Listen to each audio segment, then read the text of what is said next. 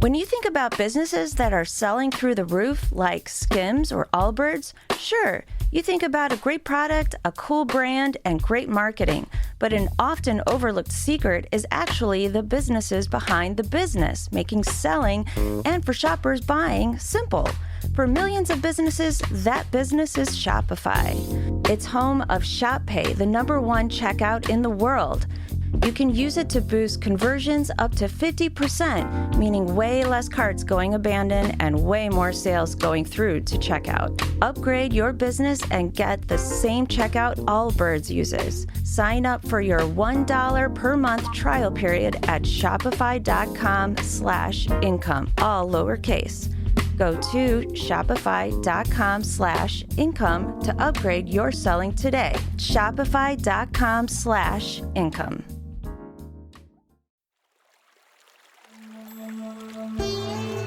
Hi everyone, I'm Deb Flashenberg. Welcome to Yoga, Birth, Babies, a podcast produced by Prenatal Yoga Center.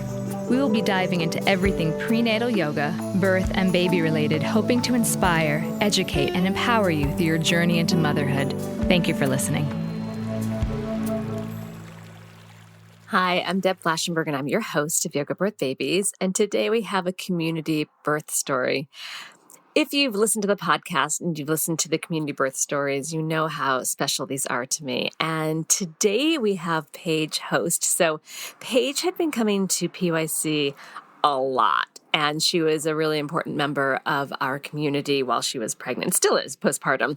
But what I really appreciate about Paige is she was just so open and just available and so supportive to everybody at the studio, really part of our community. And I got to watch her go through a big part of her pregnancy and then go past her due date. And she was actually, I still remember the final class I had with her at the studio where I'm like, all right, let's get that baby in that pelvis. So it's really special to me when I get to know the students and really watch them through this journey, and then they come back for postnatal. And when Paige came back and I got the sense she had a really wonderful birth, I asked her to share her story, and she agreed. So Paige is going to talk about her birth. She's going to talk about how she prepared for her birth. But one of the themes that she really interwove into our conversation and into her pregnancy, birth, and postpartum, and it's really, I think, important, is that idea of really trusting yourself and letting go of control. And her story in itself is really fantastic, and I'm excited for you to hear. So let me tell you just a little bit about Paige. So Paige Host has lived in New York City for over a decade, where she met her husband. She describes herself as a total nature nut, and Central Park is one of her saving graces, and she tries to get outside and move every day. She loves to travel and run and dance and listen to music and be with friends and family. And from the conversation, you can tell how central the support of family is to her. And she has a new son, Landon. So I'm excited for you to hear Paige's story. Now, before we get to that, I always love just to give some updates about what's happening at the studio. So I want to direct you to our website, Prenatal Yoga Center. You can find out our latest workshops and our classes. We have on-demand classes as well. We have online, in person. We kind of run the gamut and have everything, as well as our prenatal and postnatal teacher trainings. So check that out, check the schedule, see all the things that we can offer you. You can see what an amazing community we have, and we have an amazing community whether you're in person or online. So it's something I'm excited that we've built. And last thing I want to say is, if you have a moment, please leave a rating and review for the podcast. It helps people find us and helps our community build. All right, that is enough of me. We're going to take a super quick break. When we come back, please enjoy this fun and lively and just hilarious conversation with Paige, where she shares her birth. When you hear Lululemon, you probably think of Align yoga pants, weightlessly soft, like you're wearing next to nothing. That's why you see them in class, at the grocery store, and in the park. But did you know about skirts with built-in liner shorts so you can still jump for the Frisbee? And tanks and bodysuits? With Align's iconic stretch, you won't want to take it off. And with endless style options, you don't have to. Shop in-store or online at lululemon.com. Hi, Paige. How are you? Hi, Deb. I'm doing very well. I'm hoping that this little one is napping or will shortly be napping. You can probably hear him Yeah, grunting. that is fine because, it is a birth story. So I think people recognize there's a baby. So, Hopefully. and if we need to, include him in the story, and bring him in and maybe he'll sit on your lap or something, we'll figure that out. But I'm excited. I'm excited to hear your birth story because I don't even know how long you were at the studio, but it felt like it was a while. You were a big part of our community. So I'm really excited to hear your story because I got to watch you go through your pregnancy. And it's always fun to see how what we worked on and what we've shared with each other, how it kind of worked through. So I guess before we get to your birth story, why don't you just tell us a little bit about yourself so the community can get to know you? Okie doke. Hello, my name is Paige. I grew up in Connecticut. I've been in New York City for 10 years. I met my husband here actually 10 years ago, very quickly when I moved here. And I love New York, everything about it. I'm an art lover. I'm definitely a nature nut. So Central Park is my saving grace. I love a good laugh. I love my family, friends who are like family. And something about parenthood that's really fun is I'm a horrible singer, but I sing all the time. But I think my baby thinks I'm like a good singer. So Of course your baby thinks you're a good singer. I Your baby know. loves your voice because your Right. baby loves you. So you got your number one fan there. Yeah, totally. All right, so let's shift a little bit to your pregnancy and preparing. So talk to me a little bit about how you prepared for your upcoming birth and what were some things that were important to you while you were preparing? So, preparing for birth, my husband and we talked about like maybe having kids, when we would want that timeline to happen. I wasn't as ready as he was, but it happened very quickly. So, I had to get ready quickly. Were you And expecting it to take longer? well, he was like, we never know how long it will take. Like, who knows? And I was like, you know what? You're right. Okay. And then it was like, boom. So, um, that was a blessing. So preparing, I walked a lot. I did a lot of yoga with you. I focused a lot on my nutrition. Um, and I have always been a bad sleeper. So I kind of tried to get a better sleep routine, sleep hygiene. And I was reading a lot and actually not about birth, pregnancy, babies. I was reading a lot of like just pleasure, just to calm my mind. And I took a bunch of birth classes actually that were through PYC. Deb did not ask me to these, FYI. I'm just saying that they were incredibly helpful. And so the classes that we took were wonderful. And yeah, I really increased the amount of grace I was giving myself and Oh, that's nice. increased the amount of control that I was expecting. I really took it all as kind of whatever was coming. I just kind of went with it. Can I dig into something you just said? Because I really actually like that because it's something that comes up a lot when I ask people for like their final tip, people's like, give yourself grace. Where did you give yourself more grace? And also, where did you let go of control more? And how was that hard? So Grace, I am a runner and I stopped running very early in my pregnancy because I was just tired. And so that was just, it looked different. Like I thought I was going to be running throughout my whole pregnancy. That's not the case.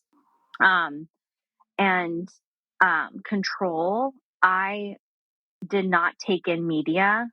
I really, like, after the election, not trying to get political, after the election, my grandfather and I were talking and how the news was just too much.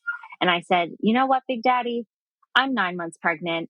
You're 100 years old. We don't have time for this. And he and I just agreed to kind of step back from media. And it was really helpful. Just controlling kind of what I was taking in. And, So things that I could control were my exercise, my sleep. Things I could not control were like my husband actually got fired when I was 5.5 months pregnant. Oh, that must have been stressful. It was incredibly stressful. We ended up having to move to a much smaller apartment. And my mom was having open heart surgery the month before my due date. So it was like relinquishing control and focusing on what was in my control and what was not was really a huge thing, learning curve and huge focus throughout my whole pregnancy. And I think that really prepared me for birth and parenthood in general. How are you managing your stress during that? Because the loss of a job and having to moving's stressful, in my opinion, no matter what the circumstances are, because you're uprooting your groundedness, but doing it, because of a change of financial circumstances. And then your mom having open heart surgery. And I think of many folks with their relationship with a parent when they're pregnant. That's unique. So how did you manage your stress during that time? I talked to my family on the phone a lot. That was something that I could not control at all. Right. And I went to church a lot. I leaned on friends. My husband and I got probably 10 times closer than we've ever been. We had to do Thanksgiving alone and Christmas alone. We actually got a stomach bug on Christmas Eve. Oh, no. So, yeah, I really leaned into my partner and I went on a lot of walks, honestly. That's good. Yeah. It's good stress relief. Yeah. I really tried to move my body. I'm an avid journal person. I really think writing and putting things down on paper is really helpful for mental health. And yeah, just getting out in the quiet and limiting media. You really took care of yourself, Paige. I'm really impressed by that. So let's pull it a little bit back to birth. So when you were taking classes and learning about birth, and I know you were at class at PYC a lot, what were some things that you felt were important to you to have in your birth plan or birth preferences? So actually, when I saw the questions for this interview, I was so happy that you did plan/preference because there's no such thing as a plan. And my birth plan went completely to SHIT. And that was something that I did was I made it a preference early on because I was like, this is what I would love, but who knows what will happen. Yeah. So a lot of the breath work that we did, Deb, and what you taught us was so unbelievably helpful.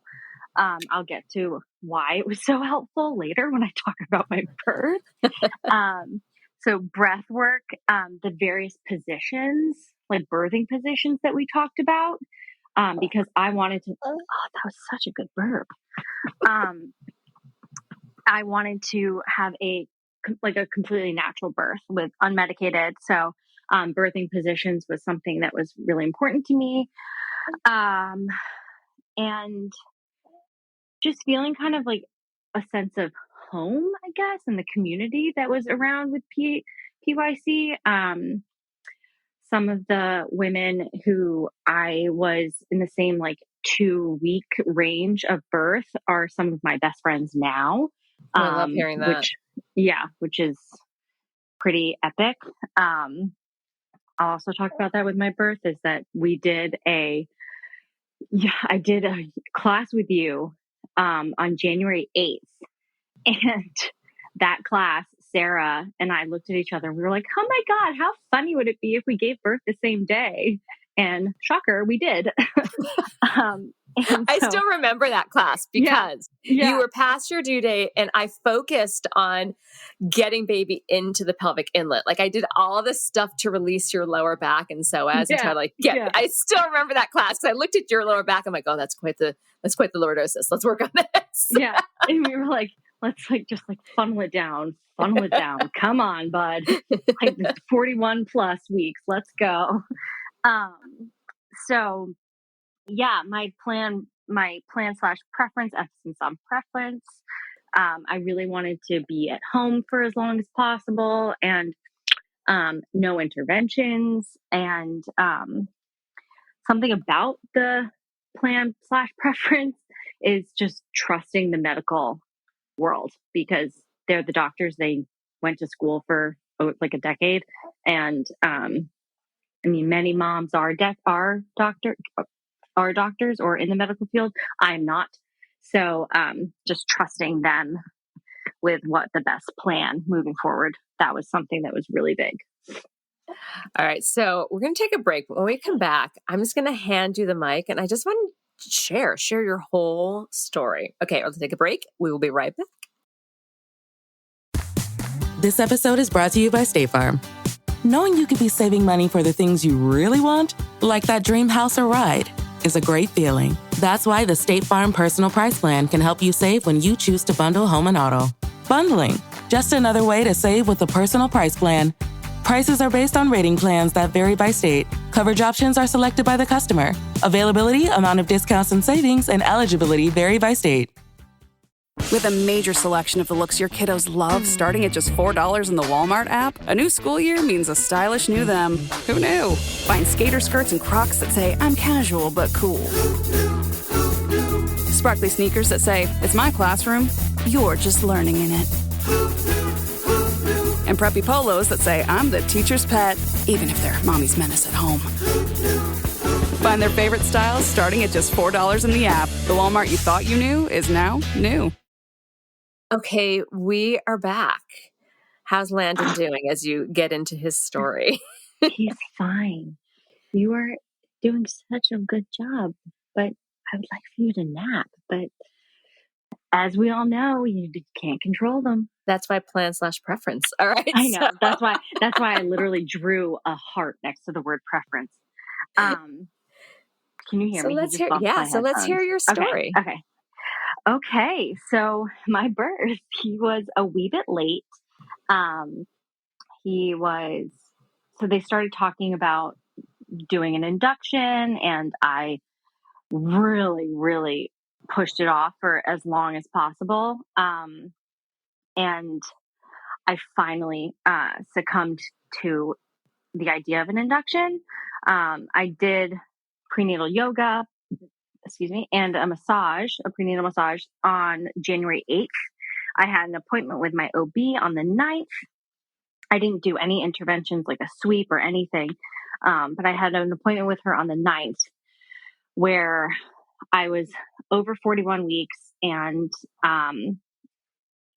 they checked my cervix and it was not very, I wasn't dilated like at all. It was like 1 centimeter. And so they were like, no, we should do an induction. And I cried and succumbed to it. My husband and I walked home, stopped at Shake Shack. This is not, I did not get any money for this, but we did stop at Shake Shack. I got a burger and home to relax and pack my bag. And I took a bath and then I was in my bathrobe. We had dinner. We were like prepping dinner and I actually had my bloody show at 6 or 6:30. And I was like, oh my gosh, like, could this be? Could the universe be coming into alignment? And around 7 o'clock, we were sitting down to dinner. I sat down, we were eating, just chatting. And my husband and I were in our bathrobes and I felt something and said, whoa, oh my gosh, and ran to the bathroom and my water broke. So, we were so happy because my husband and I both weren't that excited about the induction. But we listened to our doctor. So I labored at home for about 4 hours and, then I went to the hospital. We got a yellow cab, went across the park, went over to Mount Sinai East, and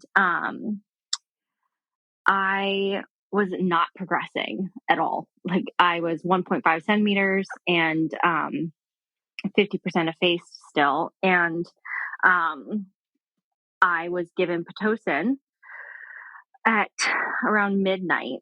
And I was not happy about that because I was really wanted to have a natural birth, and being very stubborn, I labored on Pitocin for 5 hours,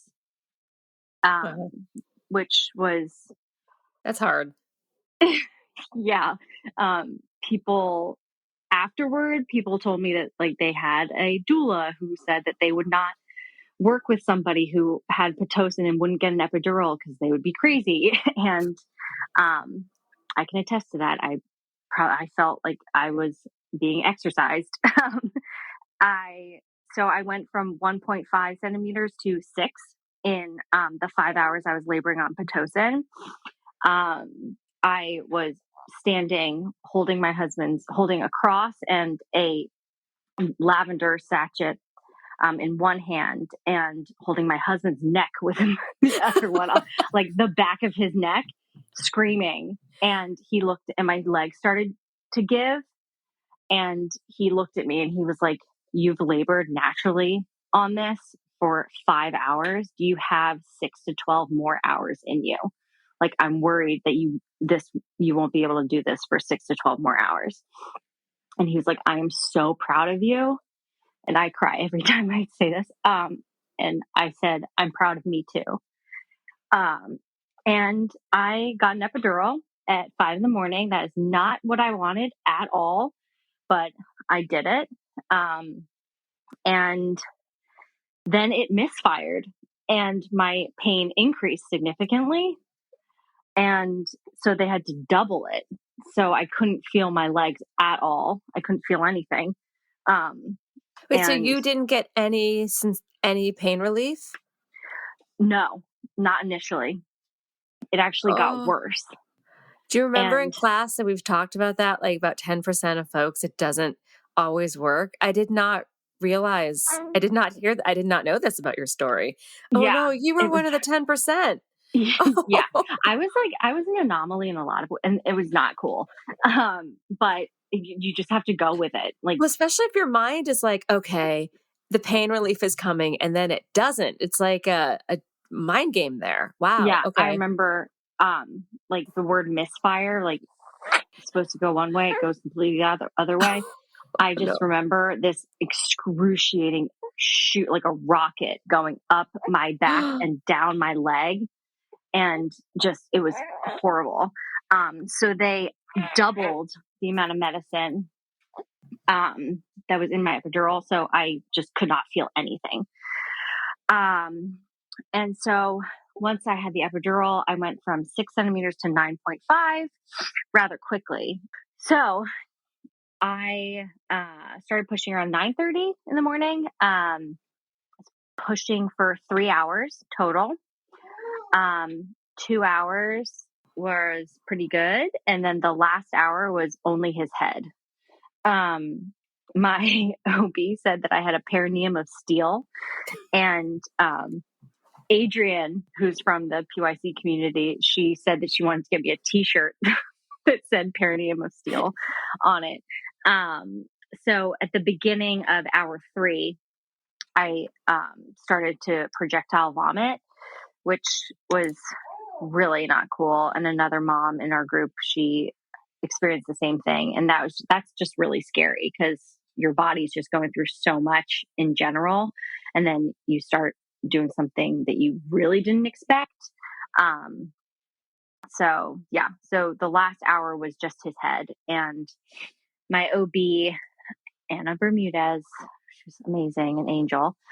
She knew that I didn't want any interventions. And so she ordered mineral oil and just literally massaged, was like my husband, Steven, he was like, she was ripping you open. Like that is how it happened, for an hour. And, I just remember like pushing, holding my legs. Steven had one leg. Our nurse, Kate, who's amazing, had the other leg. And there was a playlist that I had called Mono Headbangers, because Mono was our nickname for the baby, because we didn't know if it was a boy or a girl.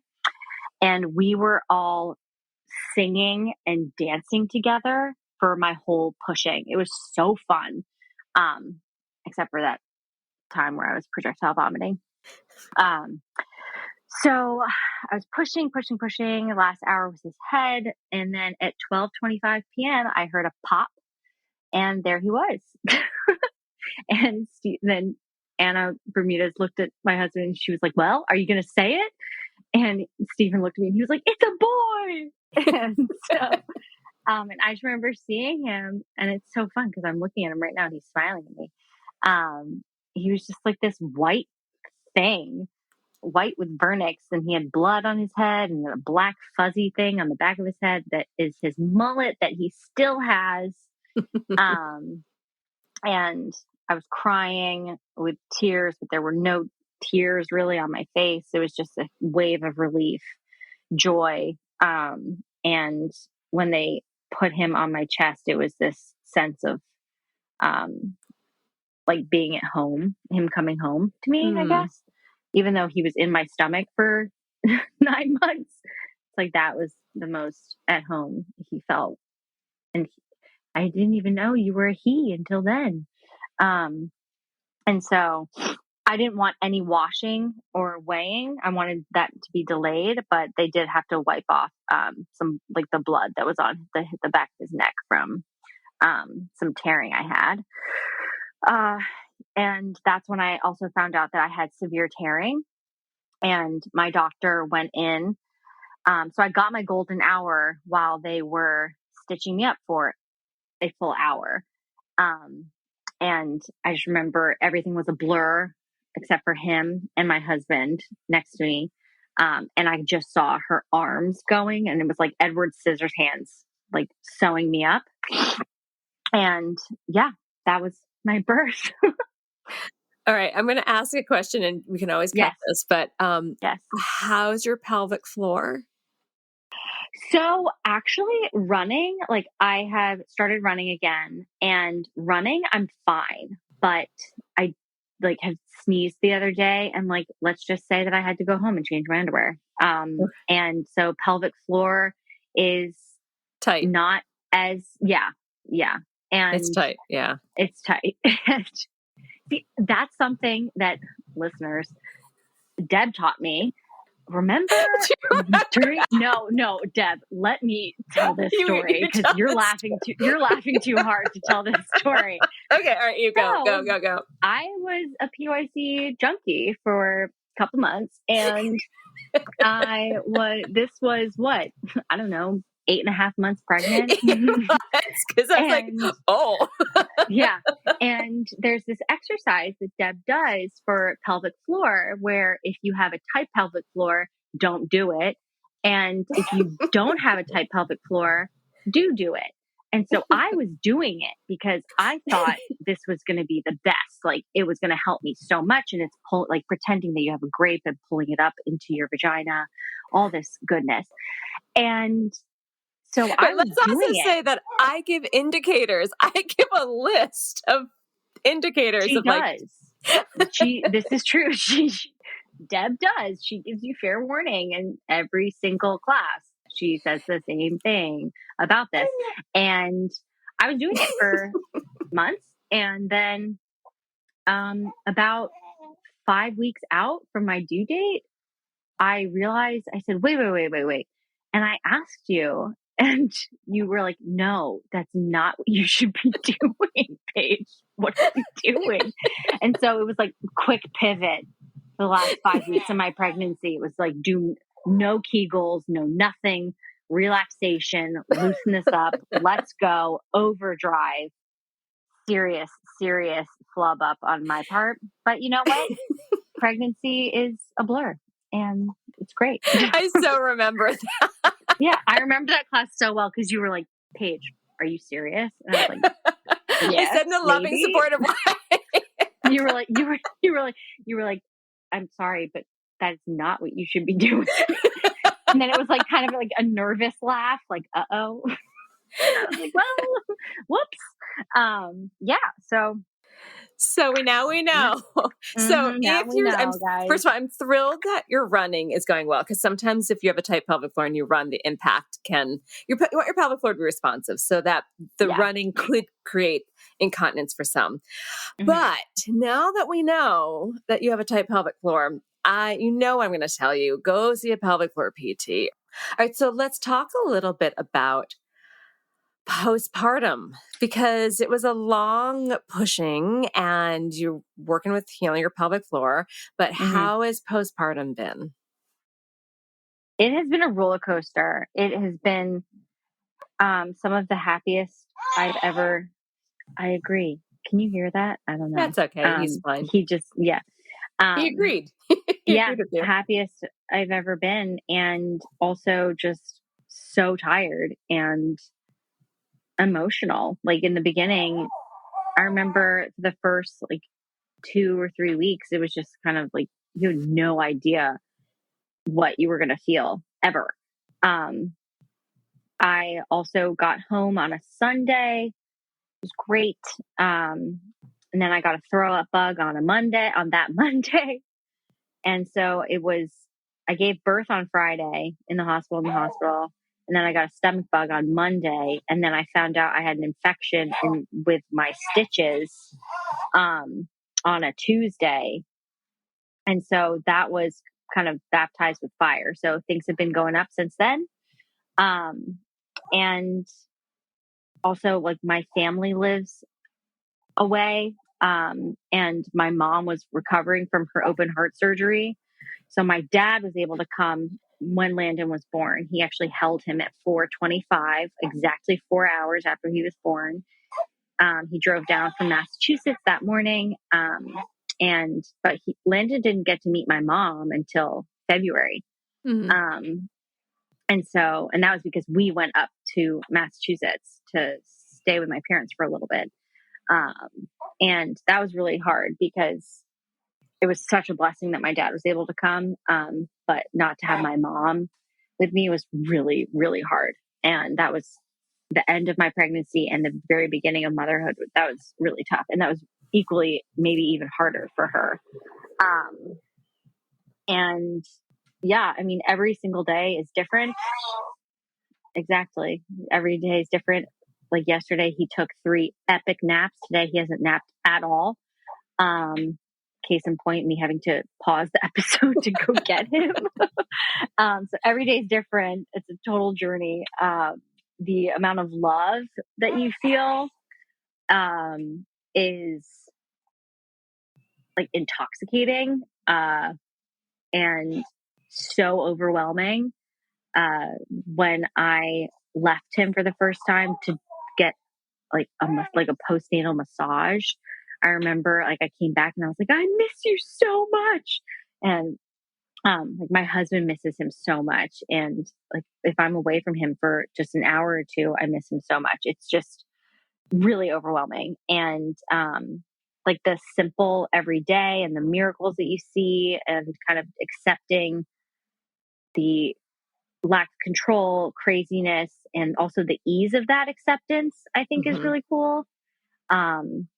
And also something that I think is really amazing that peaked during pregnancy or really went up during pregnancy, but is now peaking, is the dexterity, how you can like catch something that's falling, like off a table or something, or the amount of stuff that you can do with one hand with motherhood blows my mind.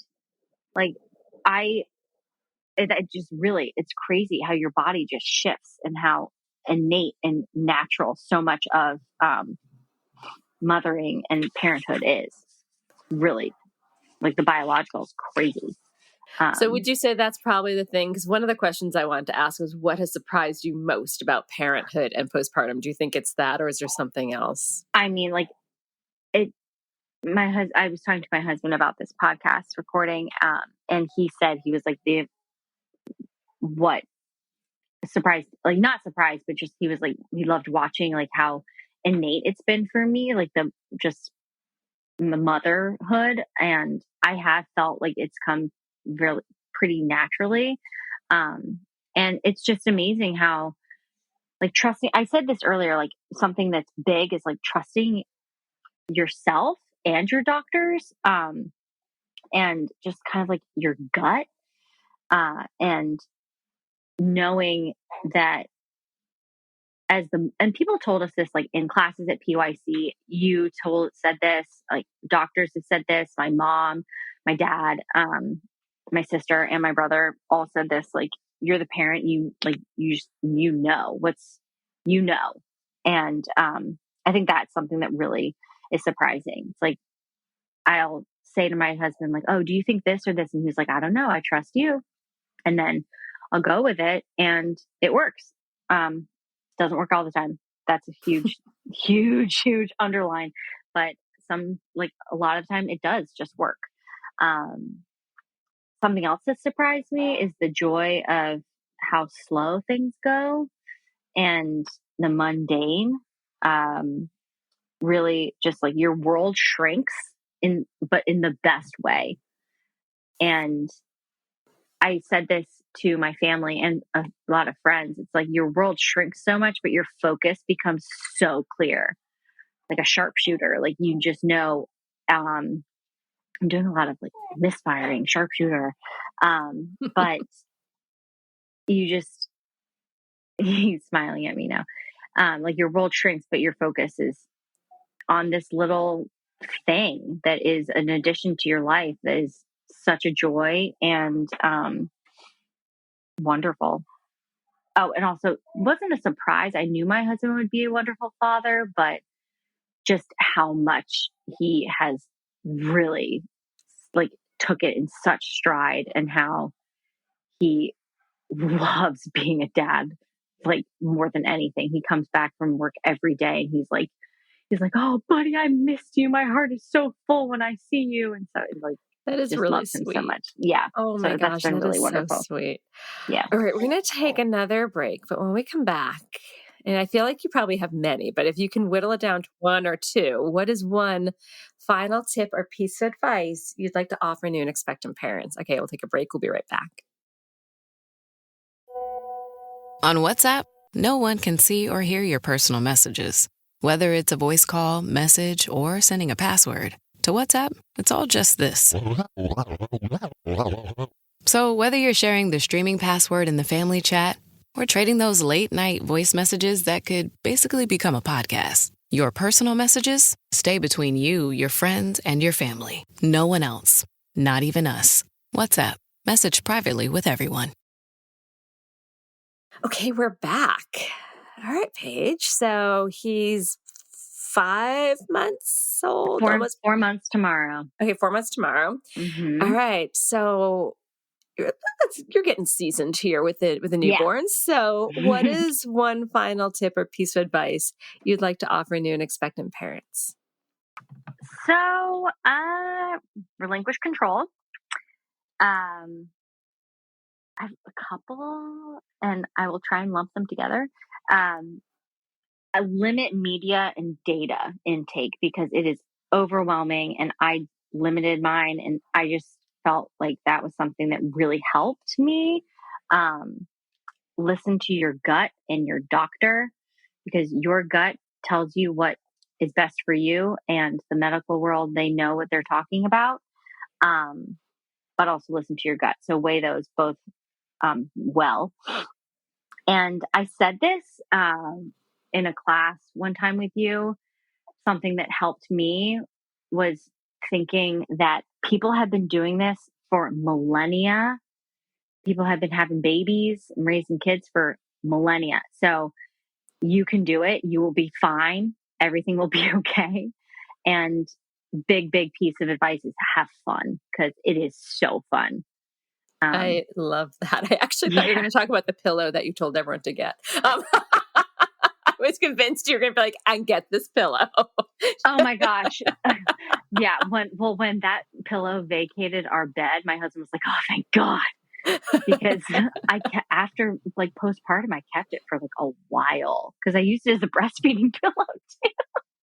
It's like having like one of those types of sleeping pillows when you're pregnant. It's like having another person in bed. They're huge. And I thought that was going to be for thing. But, I love that you talk about having fun because I think that can get lost. And I know everyone has a different postpartum journey, but the idea of trying to bring something fun in each day, I think is important and a good goal. Like who doesn't think, laughing and lightening things up could be helpful. And especially if someone's in a darker place, finding a way to just lighten the energy or mood. I like that. I like that piece of advice. Yeah. And you have there's a reason people call babies bundles of joy because like my mom was dealing with her open heart surgery after the recovery from that. And then like my grandfather, the one who I mentioned earlier, who was 100, he passed away recently and Landon got to meet him. Thank you. Landon got to meet him a week before he died. So that was incredible. That's special. Yeah. And there are things that don't go as planned in life, like a birth plan. So make it a preference. And telling someone to relinquish control is much easier said than done. But it's helpful. So. Oh, this has been so great. And thank you for being open and sharing your story. As you've heard me say in many birth stories, the more that we share and pull back the curtain and talk honestly and vulnerably, I think it just helps bring courage and acceptance to however the birth unfolds. So thank you for sharing. Yeah. Thank you for asking me to share, Deb. I really appreciate it. And everybody go to PYC, take the classes, go to the prenatal massage. It's all amazing. It's all amazing. This has been an episode of Yoga Birth Babies, produced by Prenatal Yoga Center. You can catch us on Facebook, Twitter, Instagram, and Periscope. I'm Deb Flaschenberg. Thanks for listening.